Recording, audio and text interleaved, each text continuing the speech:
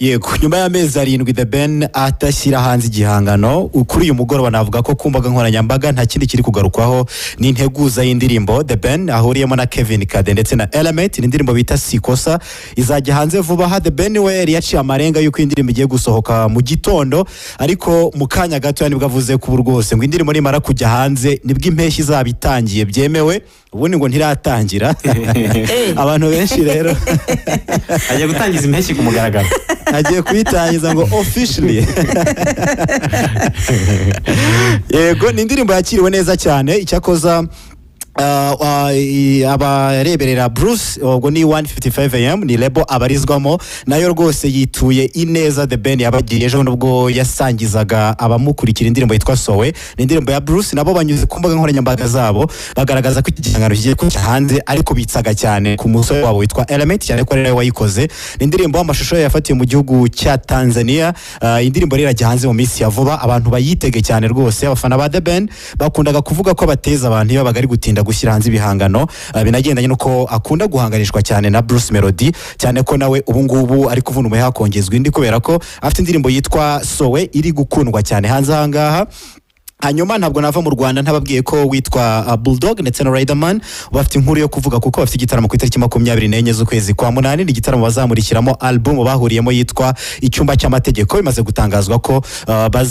batumiwe na Jen's Comedy ibitaramo by'urwenya bizaba ku itariki ya 8 z'ukwezi kwa munani ni mu gice cya Meet Me Tonight aho bakira abantu bafite ibyo bagezeho kugira ngo babere icyitegereza babitabira icyo gitaramo ndetse n'ababakurikira. Hanyuma kandi nyiri mu Rwanda witwa Pasikizito aratangaza ko rwose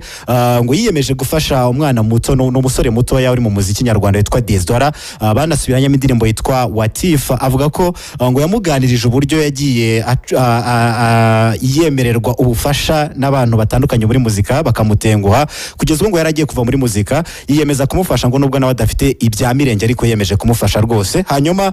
munyemerere njye hanze y'u Rwanda by'umwihariko mpere mu gihugu cya Uganda.